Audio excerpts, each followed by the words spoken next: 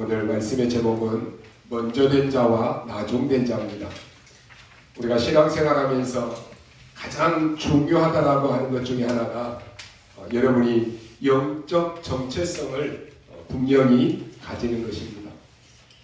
정체성이 분명해야지만이 거기에 걸맞는 그런 삶을 살게 되는 것입니다. 그래서 구원받은 하나님의 자녀인 우리는 몇 가지 소망을 가지고 살아야 됩니다. 먼저 천국의 소망을 가지고 살아야 됩니다. 언제든지 우리는 이 땅을 떠나면 하늘 보좌에 들어가는 것입니다. 이 땅을 살아가는 동안에는 우리가 하늘 보좌의 축복을 누리는 것입니다. 또 우리는 미래에 대한 소망을 가져야 됩니다. 왜 사람들이 불안해합니까? 미래가 불확실하니까 두려움에 잡히는 것입니다. 요한계시록 8장 3절로 5절 말씀해 보니까 복음 가진 사람들이 기도하는 이 기도는 하나도 땅에 떨어지지 않고 하늘 보좌에 상달된다 그랬습니다. 그 정도가 아니라 그릇에 담기는 것입니다. 마태복음 10장 42절의 말씀에 보면 정말로 복음 가진 사람이 전도운동을 한다. 그러면 결단코 상을 잃지 않게 될 것이다 라고 말씀합니다. 어느 날 여러분의 삶에 우리 미래의 후대에 이러한 증거가 반드시 올 것입니다. 그래서 우리에게는 미래에 대한 소망이 확실합니다. 오늘 우리 청년대학부에서만 보더라도 벌써 말씀 붙잡고 여러분이 전도운동하고 기도하는 것이 옛날 내가 신앙생활 했을 때하고 너무 다르다. 이런 것들이 많이 느껴집니다. 지금부터라도 여러분이 기도 시작하시기 바랍니다. 또 어떤 소망입니까? 제자에 대한 소망입니다. 지금부터 여러분은 70 지역을 살릴 만큼 은혜를 붙잡으시기 바랍니다. 70 제자 세우는 증인 되시기 바랍니다. 내가 70 제자 세우기 전까지는 나는 응답이 왔다 안 왔다 말할 필요도 없는 거예요. 된다 안 된다 낙심할 필요도 없는 것입니다. 여러분이 있는 곳에 정말로 사도행전 13장 1절의 말씀처럼 성령 인도받는 이러한 일꾼 세우시기 바랍니다. 모든 지역에 로마서 16장에 나오는 그 일꾼 여러분이 심으시기 바랍니다. 그러려면은 내가 먼저 이 축복을 누려야 되는 것입니다.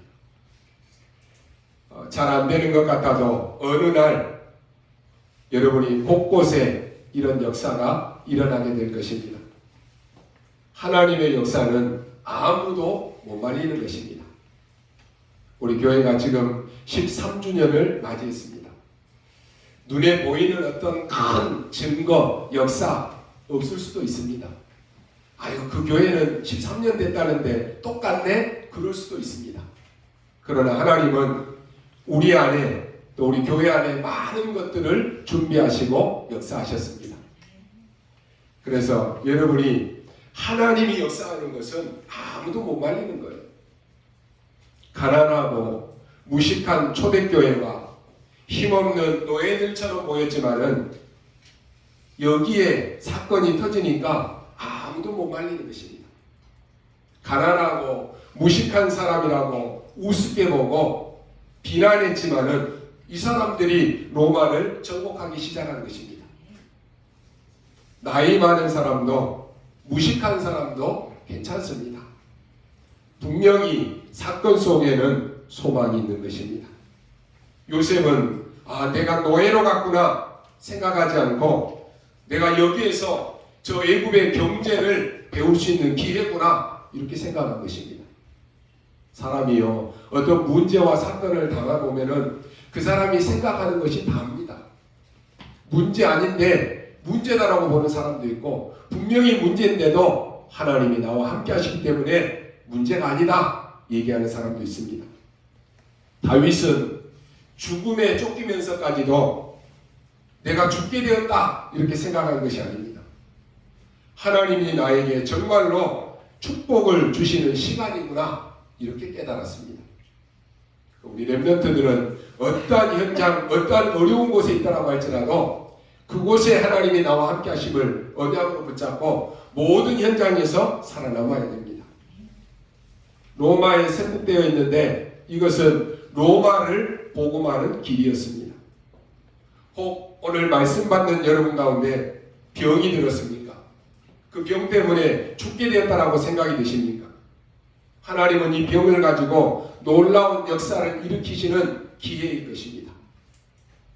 그래서 여러분이 모든 사건 속에 소망을 가지는 것입니다. 그렇다면 오늘 여러분의 모든 현장 속에는 큰 소망이 두 가지가 있습니다. 여러분이 가시는 곳마다 하나님의 자녀에게 주신 7가지 축복이 이루어질 것입니다.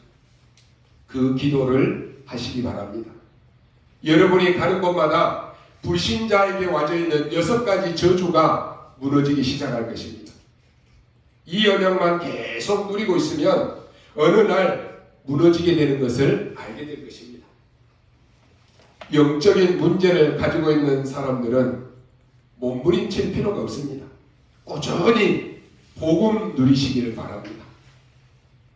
하나님의 말씀 외에는 영적인 문제에 치유될 길이 없습니다. 그래서 이것저것 다 소용이 없다니까요. 복음의 말씀만 계속해서 누리시기 바랍니다. 몸이 아픈 사람일수록 정상적으로 고쳐야지 비정상적으로 고치면 계속해서 아프고 문제올 수밖에 없습니다. 우리는 하나님의 언약을 붙잡고 가만히 있으면 됩니다. 꾸준히 언약 붙잡고 신앙생활을 하면 되는 것입니다. 그러면 어느 날 응답이 여러분에게 와 있을 것입니다.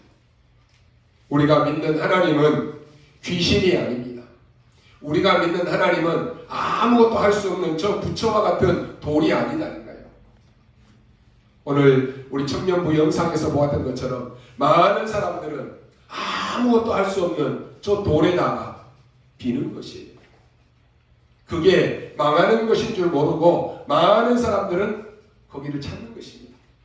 우리가 믿는 하나님은 돌 속에 갇혀있는 하나님이 아닙니다. 우리가 믿는 하나님은 창조주 하나님이십니다. 복음 가진 우리는 귀신을 섬기는 사람들이 아니라 창조주 하나님을 믿는 사람들입니다. 여호수아 17장 14절 말씀에 보면 이 본질을 놓친 지파들이 나옵니다. 바로 므낫세와 에브라임 지파입니다. 이들은 엄청난 축복을 받았음에도 불구하고 계속해서 불만을 터뜨립니다.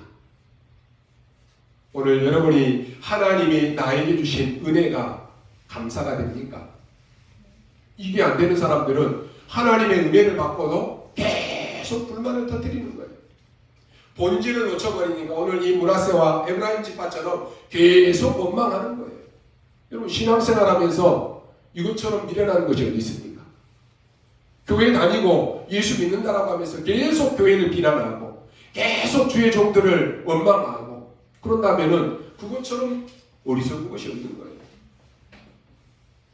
이 사람들은 왜 우리는 이 작은 분깃을 주느냐라고 불평합니다.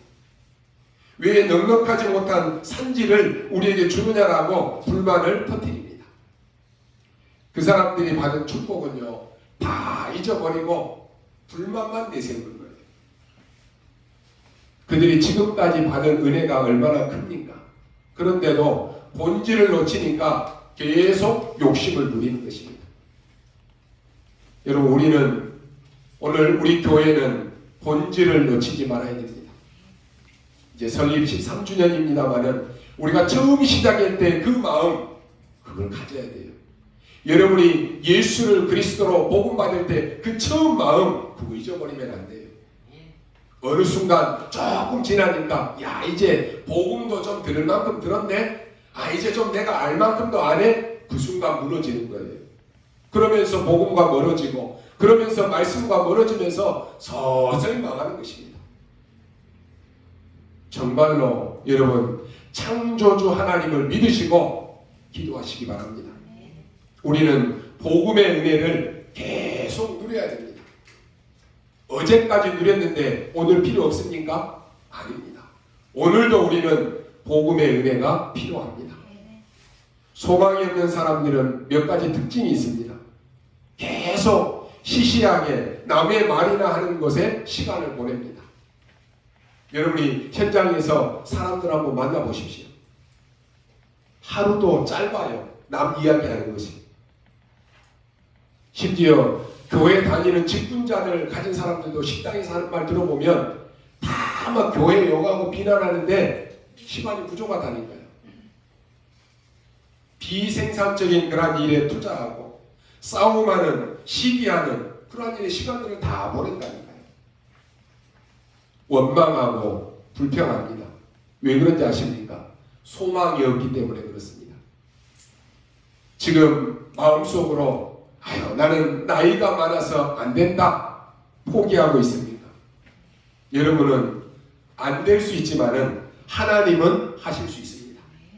80이 넘은 모세를 들어서 하나님이 역사하셨던 것처럼 나는 나이 많아서 안 돼, 나는 병들어서 안 돼 라고 포기하지만은 창조주 하나님은 하실 수 있습니다. 오늘 안 되어졌다라고 낙심되십니까? 내일 하나님은 하실 수 있습니다. 하나님은 창조주 하나님이십니다. 우리가 소망이 없다라고 하는 것은 벌써 생각이 다르다라고 하는 것입니다. 하나님은 우리에게 여호수아 17장 18절의 말씀을 우리가 교회가 세워질 때 말씀을 주셨습니다. 그 산지도 내 것이 되리니 비록 살림이라도 네가 개척하라. 그 끝까지 내 것이 되리라. 가나안 족속이 비록 철병거를 가졌고 강할지라도 내가 능히 그를 쫓아내리라 하였더라 라고 말씀했습니다. 저는 이 언약을 붙잡았습니다. 하나님이 개척하라라고 하셨습니다. 오늘 우리는 세 가지를 놓치지 말아야 됩니다. 우리는 재창조의 축복을 받았습니다. 구원은 재창조의 축복입니다. 우리의 과거의 해결은 재창조의 역사입니다.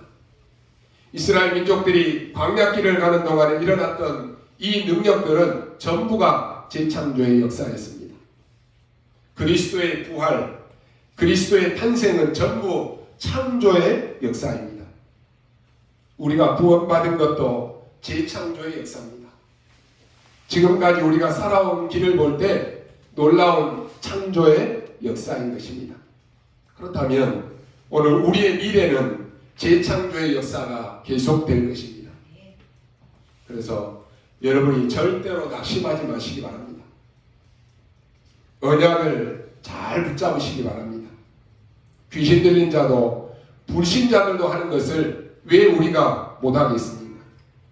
우리가 앞으로 걸어갈 길은 내 능력이 아닌, 우리의 힘이 아닌 하나님의 능력입니다. 남아있는 우리의 미래는 우리의 능력으로 하는 것이 아니라 하나님의 능력인 것입니다. 이제 우리는 하나님의 능력으로 시작하라고 하는 것입니다. 우리는 복음을 예사로 생각하지만 정말로 여러분이 그리스도를 아는 순간에 운명은 뒤바뀌는 것입니다. 이걸 보고 확인한 우리는 현장에서 전도를 안 할 수가 없는 것입니다. 왜 그렇습니까? 우리나라가 만들어지게 된 그 배경을 여러분이 좀 알 필요가 있습니다.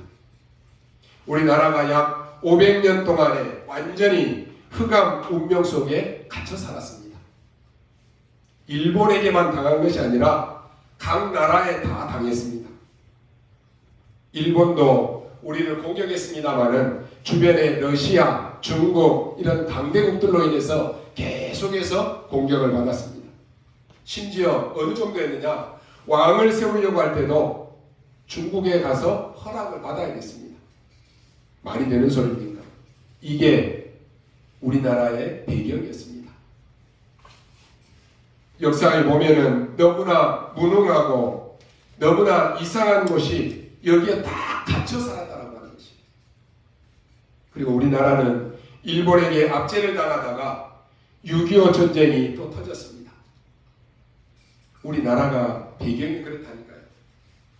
많은 후대들과 과학자들은 잘 모를 것입니다. 그때 우리나라에 복음이 들어왔습니다. 저는 제 모교의 고향이에요. 야, 참 다른 종교가 안 들어오고 이 복음 교회가 세워졌다는 것이 야, 얼마나 하나님의 은혜인지 늘 감사가 됩니다. 지금 한 110년 가까이 됐으니까요. 그 당시 그 섬에 다른 종교가 들어왔으면 어떻게 되겠습니까? 물론 그 섬의 한쪽에는 남녀호랑개교도 있었습니다. 근데요, 절이라고 하는 것은 내가 어렸을 때 봐본 적이 없어요. 왜요? 복음이 들어왔기 때문에, 복음의 빛이 비춰졌기 때문에 모든 사람들이 다 예수 믿었다니까요. 거기에 내가 복음을 받았다. 얼마나 은혜가 되는지 모릅니다. 우리나라가 복음이 없을 때 삶이 비참했습니다. 생활이 비참했습니다. 완전히 우상국가였다니까요. 그때 여러분 아시다시피 복음이 들어와서 대학도 세워지고 병원도 세워지고 그렇게 되는 것입니다. 복음이 들어오면서 우리나라에 선교사님들이 우리나라에 들어왔을 때 대한민국이라고 하는 이 나라는 깜깜한 어둠에 갇힌 흑암의 나라다라고 이렇게 말했습니다. 그런데요, 선교사님들이 복음을 들고 와서 복음의 빛을 말할 때 우리나라에 빛이 비춰지게 된 것입니다. 그때부터 완전히 바뀐 것입니다. 일반 사람들은 잘 모를 것입니다. 놀랍게도 그 당시에 지도자였던 조만식 박사로부터 이 많은 사람들이 거의가 다 장로님이셨습니다. 그러니 우리나라에요, 이 복음이 그냥 들어온 것이 아니고 세계 선교할 만큼 성장하는 것입니다.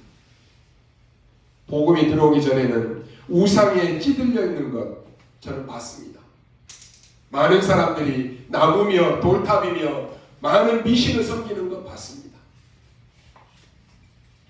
우상을 숭배하고 제사를 지내고 돌을 보고 나무를 보고 또 정한 수를 떠놓고 절하는 것, 우리나라의 배경이 그랬다니까요.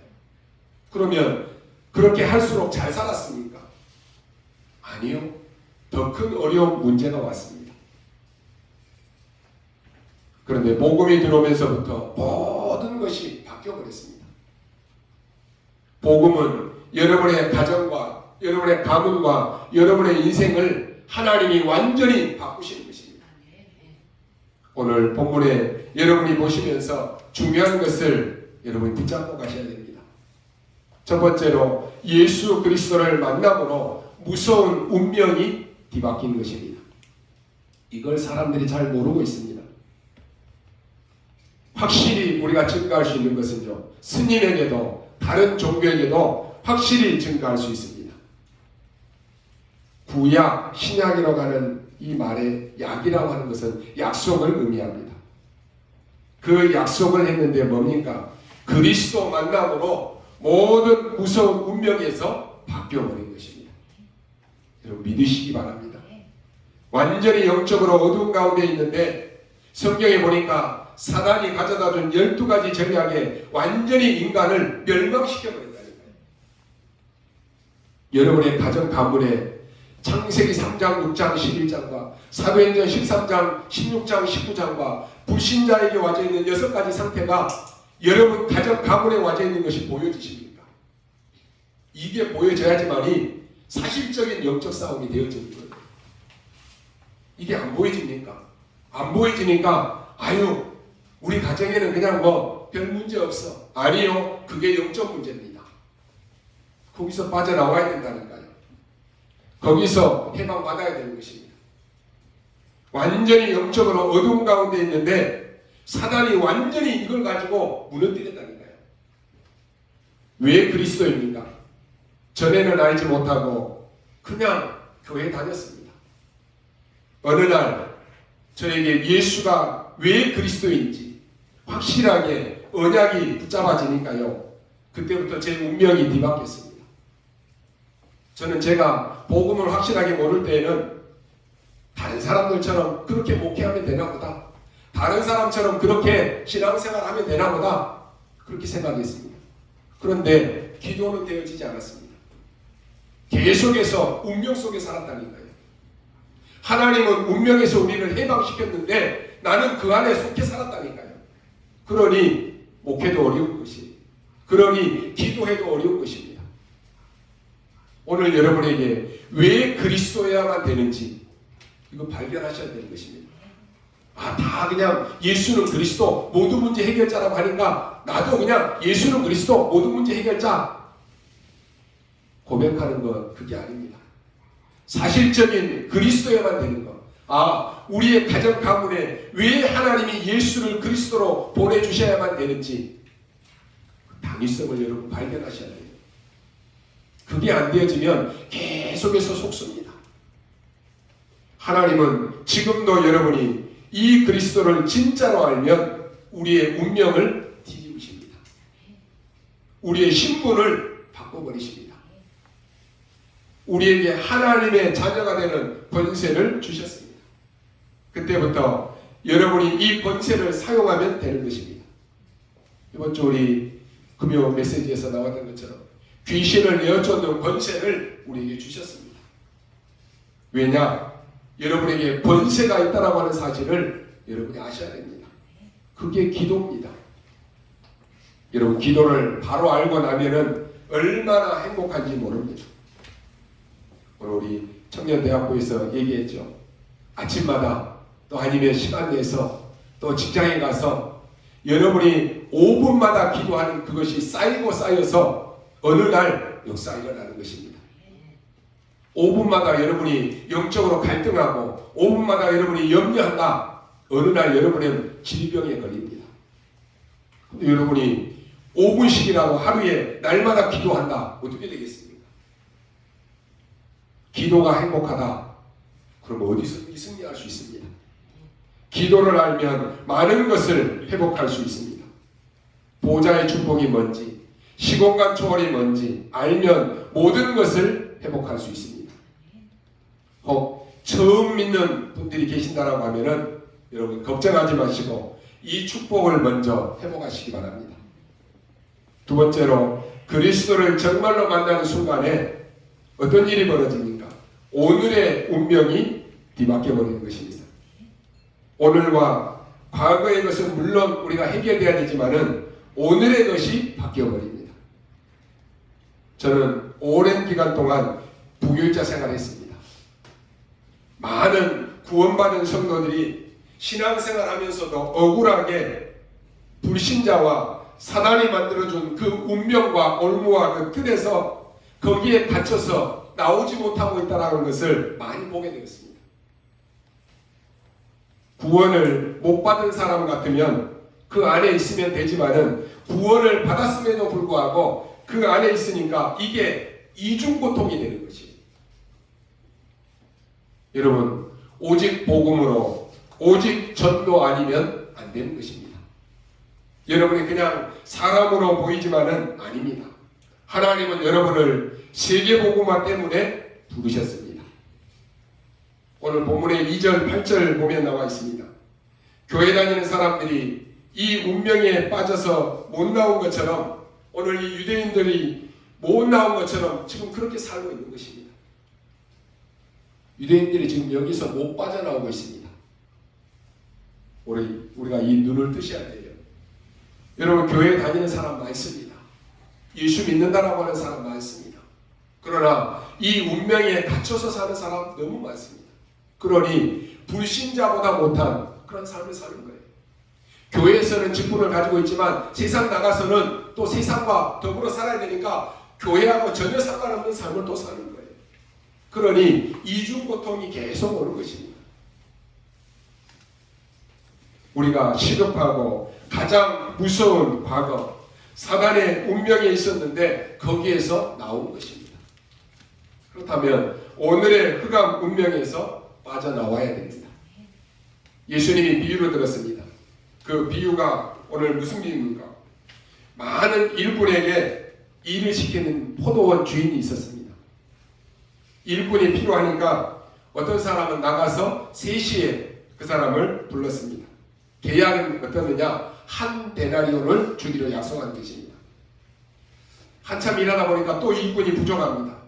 그래서 또 밖에 나가서 놀고 있는 사람을 불렀는데 6시에 나가서 또 부른 것입니다. 이 사람에게도 한 데나리온을 주기로 약속한 것입니다. 또 나가서 9시쯤 되어서 또 부릅니다. 어떤 사람은 11시쯤 되어서 또 불렀습니다. 해가 지니까 돈을 줘야 되는데 어떻게 됐느냐? 아마 처음에 3시에 데리고 온 사람에게 한 데나리온을 줬으면 아마 11시쯤 온 사람이 야, 저 사람이 한 데나리온을 받았으니까 나는 좀 덜 받겠다 그런 생각을 했을 거예요. 근데 11시에 온 사람에게 한 데나리온을 먼저 줍니다. 그러면 3시에 온 사람은 어떻게 되겠어요? 야, 방금 온 사람도 한 데나리온을 받았으니까 나는 일찍 왔으니까 훨씬 더 많이 받겠다. 그런 욕심이 안 생기겠습니까? 근데 똑같이 한 데나리온을 준 것입니다.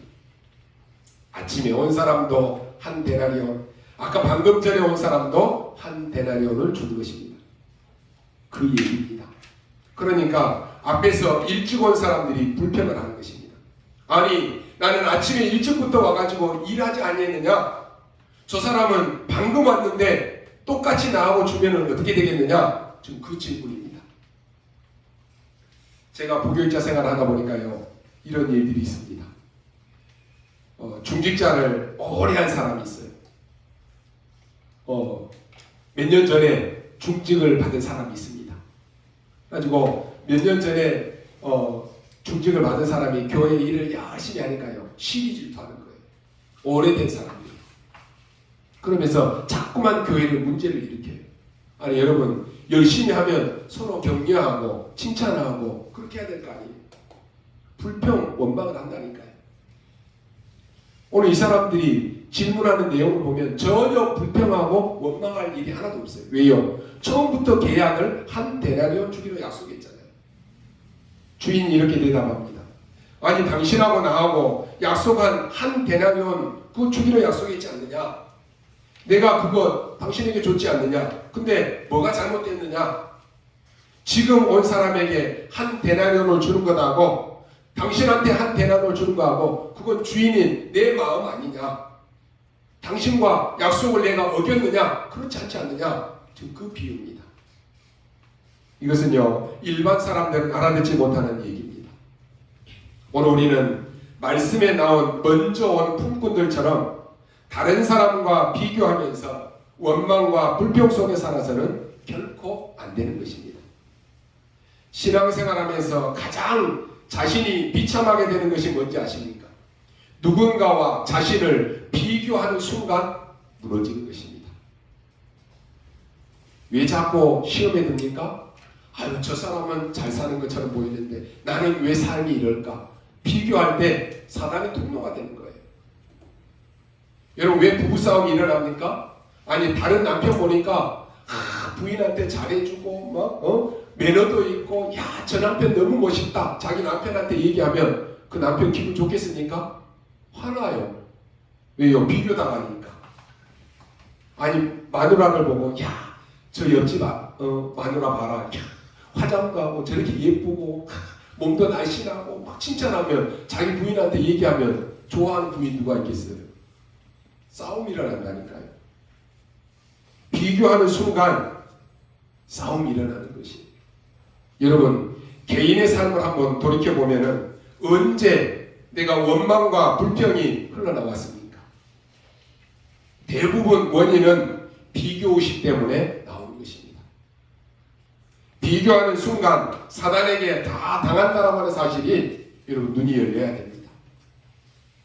여러분을 향한 하나님의 시간표는 각자가 다 다릅니다. 구원의 시간표도 다르고 그 사람이 쓰임받는 시간표도 다 다릅니다. 지금 쓰임받는 사람이 있는 반면에 지금은 쓰임받기 위해서 그릇이 준비되어지는 그 과정 속에 있는 사람도 있습니다. 그런데 각기 다른 이 시간표를 수용하지 못하고 자꾸만 비교하게 되면은 그 순간 사단이 쳐놓은 그 올무 속에 갇혀서 원망과 불평의 올가미에 빠지는 것입니다. 예수님께서 16절에 보니까 나중된 자가 먼저 되고 먼저 된 자가 나중된다라고 하는 이 말씀을 하셨습니다. 먼저 구원의 반열에 들어서는 것이 중요한 것이 아니라 구원을 베풀어 주신 하나님의 은혜와 여기에 대한 감사의식이 지속적으로 그 마음과 생각을 주관하는 그 삶을 살아야 된다라고 하는 말씀입니다. 감사와 은혜의 시각으로 볼 때 모든 것이 회복되는 것입니다. 그래서 오늘 여러분들이요, 감사 회복하십시오. 여러분 집에 가서도 여러분의 아내, 남편에게도 감사합니다 해보십시오. 여러분의 자녀에게도 야, 고맙다, 감사하다 해보십시오. 싸움이 없어진다니까요. 다른 사람은 이렇게 하는데 왜 너는 이렇게 불평, 원망, 비교할 때 자꾸만 싸움이 일어나는 거예요. 우리가요, 복음 체질이 되면은 나를 살리게 됩니다. 복음 체질이 되면 상대방을 살리게 됩니다. 복음 체질이 될 때 그리스도의 절대 제자가 되는 것입니다. 우리만 구원받고 우리만 은혜 받는 것이 아니라 현장에 죽어가는 불신 영혼을 살려내는 그 삶을 우리가 살아야 되는 것입니다. 생명 살리는 하나님의 구원의 계획은 한순간도 멈추는 일이 없습니다. 주님 다시 오시는 그 재림의 그날까지 이 생명을 구원하는 하나님의 시간표는 계속되어지는 것입니다. 그래서 우리가 여기에 온전히 쓰임받는 것이 축복입니다. 여러분이 30년을 믿었든지 아니면 1년을 믿었든지 예수 그리스도를 믿으면 똑같이 구원을 받는 것입니다. 하나님의 자녀가 되는 것입니다. 그래서 여러분은 보호자의 축복을 누릴 수 있어야 되고 그때부터 운명이 뒤집어지는 것입니다. 정확하게 말하면 예수님께서는 이 말씀만 하셨습니다. 제일 처음 가르치실 때에도 천국이 너희 것입니다. 애통하는 자 복이 있다. 의에 줄이고 목마르고 핍박받는 자 복이 있다라고 말씀했습니다. 그러면서 천국이 저희 것입니다. 보호자의 축복을 예수님께서 말씀하신 것입니다. 그리고 주기도문을 가르치실 때에도 하나님의 나라 임하도록 기도하라 그랬습니다. 다른 것 기도 안 해도 된다. 하나님이 다 아시지 않느냐? 너희는 먼저 그의 나라와 그의 의를 구하라. 예수님의 말씀입니다. 틀리게 믿는 사람들 많이 있기 때문에 예수님이 이렇게 말씀했다는 거예요. 성령이 임하고 사단이 결박되어야 하나님의 나라 임하였느니라 그랬습니다. 예수님이 부활하셔서 말씀하셨습니다. 하늘과 땅의 모든 권세를 내가 가졌다. 내가 세상 끝날까지 너희와 항상 함께 하겠다라고 하셨습니다. 마가복음 16장 끝에 가서도 보면 제자들이 두루 움직이며 나가서 말씀을 전할 때 보호자에 앉으신 주께서 역사하셨다라고 되어 있습니다. 마지막 감람원에서 40일 동안 하나님의 나라 일을 설명하셨습니다. 이 축복을 보게 되는 것입니다. 여러분 보호자와 40일을 찾아내시기 바랍니다. 마가다락방에서 오직 기도에 힘썼는데 열흘 동안 그리고 주일은 뭡니까? 사도의 가르침을 받아 떡을 대며 교제하며 오로지 기도에 힘씁니다. 그리고는 날마다 성전에서 날마다 집에서 그랬습니다. 바울이 한 말입니다. 무시로 성령 안에서 기도하라 그랬습니다. 24입니다. 항상 기뻐하고 쉬지 말고 기도해라 그랬습니다. 모든 가는 곳마다 아무런 능력도 없지만 하나님은 그 운명에서 뒤집는 이러한 역사를 일으키시는 것입니다. 여러분이 이것을 가지고 있습니다. 그래서 이것 누리시기 바랍니다. 여러분이 가는 곳마다 흑암에 빠진 운명을 바꾸시기 바랍니다. 복음 가진 여러분 한 사람 때문에 여러분의 가문이 바뀔 것입니다. 속지 마시기 바랍니다. 여러분 때문에 교회에 많은 어려움 당하는 사람이 있습니까? 속지 마시기 바랍니다. 여러분 때문에 교회의 흑암이 바뀔 것입니다. 교회 안에서 여러분이 원망, 불평 말할 필요도 없어요. 불신앙 얘기할 필요도 없어요. 우리 아름다운 교회는 여러분의 현장에 70제자 세우는 그날까지 그냥 아무 말도 안 하면 돼요. 그잖아요. 여러분이 가는 곳마다 모든 흑암에 빠진 운명을 바꾸시기 바랍니다. 그래서 여러분 한 명이면 충분합니다. 아무리 집이 어둡다라고 할지라도 등불 하나 밝히면 충분한 것입니다. 여러분 집안이 아무리 캄캄해도 자그마한 전등불 하나만 있어도 볼 수가 있는 것이에요. 완전히 흑암 운명을 바꾸시기 바랍니다. 거기에 빠져 있으면 안 됩니다. 여러분의 가문, 여러분에게 와져 있는 운명, 영적인 문제, 거기에 빠져 있으면 안 된다니까요. 과거의 상처에 빠져 있으면 안 되는 것입니다. 최근에 제가 말씀드렸잖아요. 우리 아는 사람이 자살했는데 그 과거의 상처, 과거의 운명 여기에 빠져서요. 누구에게도 말 못하고 있다가 자살하는 거예요. 여러분의 과거의 상처가 사단의 통로입니다. 그게 뭐가 중요하다라고 그걸 애지중지 가지고 있습니까? 이미 그리스도께서 다 끝내셨습니다. 그러니까 과거의 상처 누리지 말고 복음 누리라니까요. 말씀 붙잡으라니까요. 참 근데 이상하지요. 말씀 듣고 말씀 붙잡으라고 하는데 영적 문제 가진 사람일수록 말씀과 멀어지는 사람이 삽니다. 말씀이 안 들려요. 사람들이 하는 말만 쏙쏙 들어와요. 사단이 가져다주는 말만 쏙쏙 들어온다니까요. 그러니까 더 어려움을 당하는 것입니다. 여러분 거기에서 빠져나와 버려야 됩니다. 예수님께서 지금 가르치셨는데 그걸 지금 계속 보이시는 것입니다. 그러면서 세 번째 것을 말씀합니다. 16절에 먼저 된 자가 나중되고 나중된 자가 먼저 된다 그랬습니다. 이것을 많은 분들이 어떻게 설명하고 이해하느냐라고 하면은 오래 믿은 사람이 오히려 늦고 나중 믿은 사람이 먼저 된다라고 이렇게 설명하고 있습니다. 물론 그런 사람도 있을 것입니다. 늦게 믿어도 잘 믿는 사람 있습니다. 오래 믿어도 잘못 믿는 사람도 있습니다. 매튜 헨리라고 하는 사람이 아주 정확한 해석을 했습니다. 이 말이 무슨 말이냐를 성경의 증거를 대면서 설명했습니다.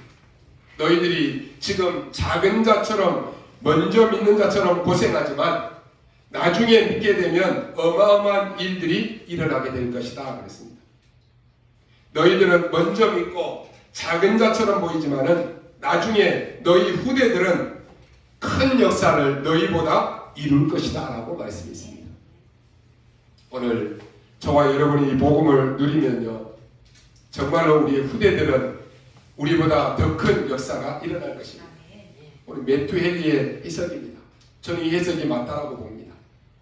먼저 믿는 너희들이 지금은 작은 것처럼 보이지만 나중에 더 큰 역사로 세계복음화를 이룰 것이다 라고 하는 것입니다. 이 능력이 너희 후대와 이방인과 세계에 전달될 것이다 라고 하는 말입니다. 그래서 나중된 자가 먼저 된다.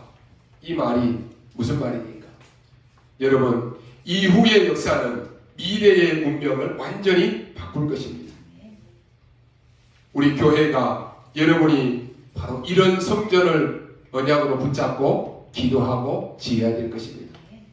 불신자들도 몇백 년을 통해서 우상신전을 짓는데 더 중요한 것은 우리는 지금 우리나라와 전 세계 미래에 재앙이 오고 있습니다.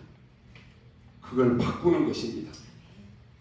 병든 자 치유하고 렘넌트를 서밋으로 세우는 이 준비를 우리가 확실히 해야 됩니다.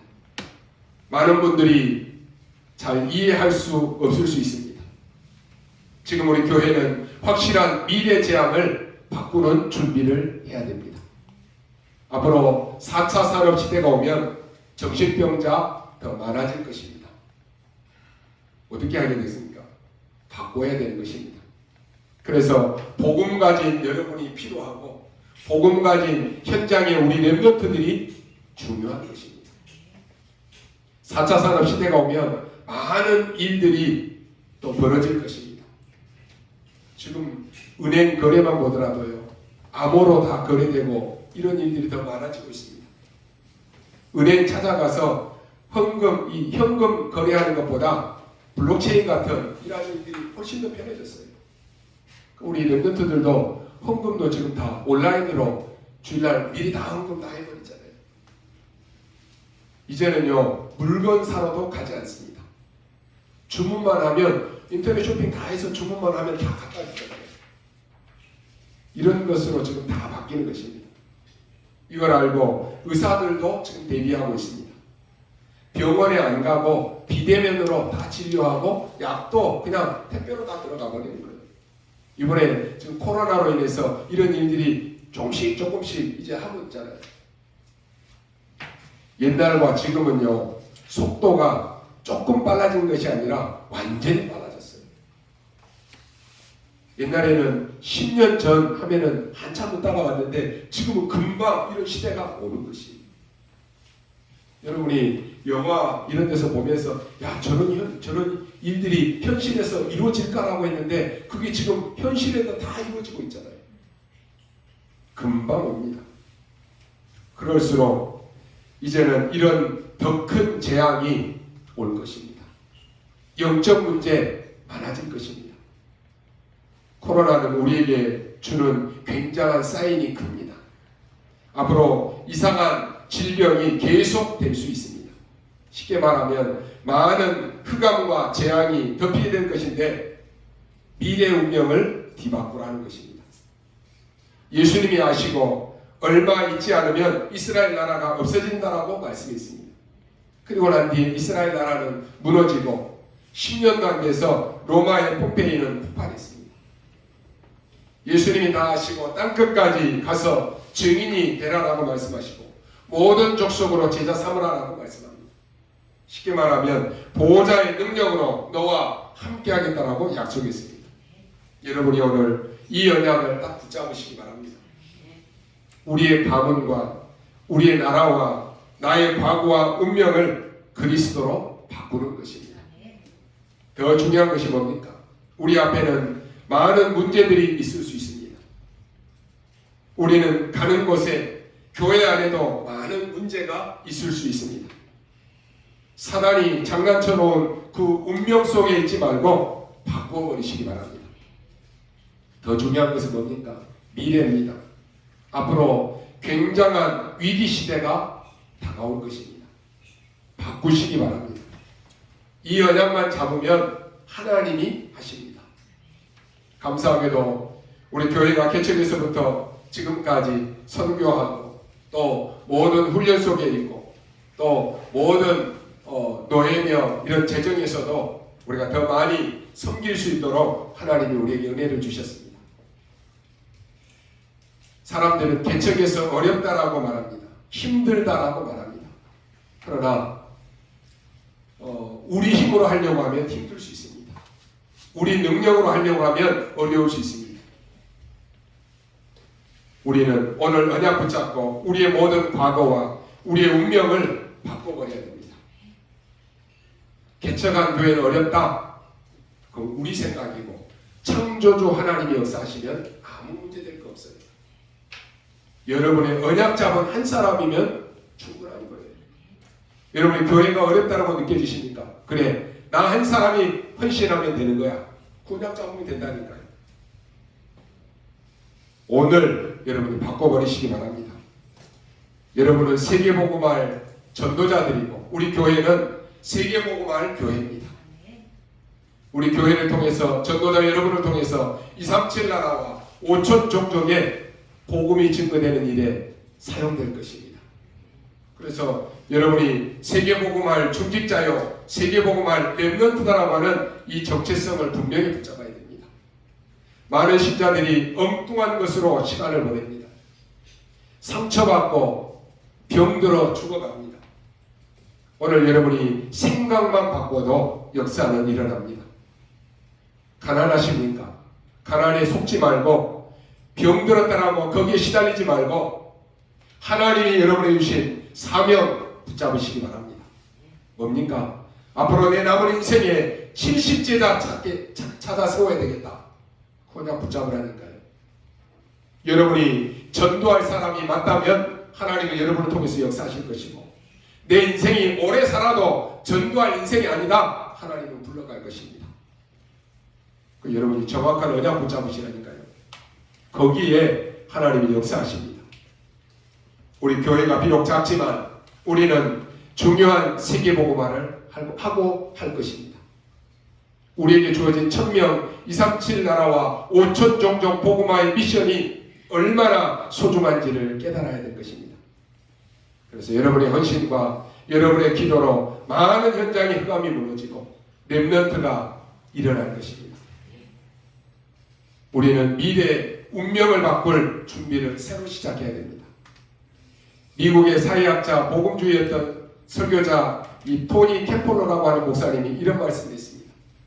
사단이 우리의 인생 가격표를 바꾸어 놓았다고 그랬습니다. 그래서 무엇이 정말로 중요한지 무엇이 정말로 값진가를 혼돈하게 만들어버렸다고 그랬습니다. 무슨 말입니까? 사단이 우리에게 무엇이 우선순위인지를 혼돈하게 만들어서 교묘한 전략을 써서 우리의 인생이 중요한 것에 목표를 두지 않고 서로 인생에 빠져가지고 거기에 매이는 인생을 살게 만든다라고 하는 것이. 오늘 여러분이요 정확한 언약을 붙잡으시고 하나님이 우리에게 주신 사명을 다시 한번 확인하시기 바랍니다. 그때부터 하나님은 역사하십니다. 오늘도 이번 주간에도 여러분에게 최고의 날이 되시기를 주님의 이름으로 축원합니다. 기도하겠습니다. 하나님 감사합니다. 우리에게 구원을 주시고 하나님의 자녀 삼으심을 감사합니다. 우리의 과거와 우리의 오늘의 운명에서 벗어나게 하시고 우리의 미래의 운명을 바꾸는 주역되게 하심을 감사합니다. 오늘 세계복음할 교회를 세우시고 세계복음할 중직자와 세계복음할 전도자와 세계복음할 렘넌트를 세우셔서 지역복음화, 민족복음화, 세계복음화할 수 있도록 은혜 주심을 감사합니다. 언약 잡은 전도자들을 통하여서 현장에 70제자 운동이 일어나게 하여 주옵소서. 우리 개인과 가정과 가문의 모든 흑암 문화가 완전히 뒤집어지는 역사가 일어나게 하여 주옵소서. 감사를 드리며 살아계신 우리 구주 예수 그리스도의 이름으로 기도하며 하나님께 감사드리며 기도하옵나이다. 아멘.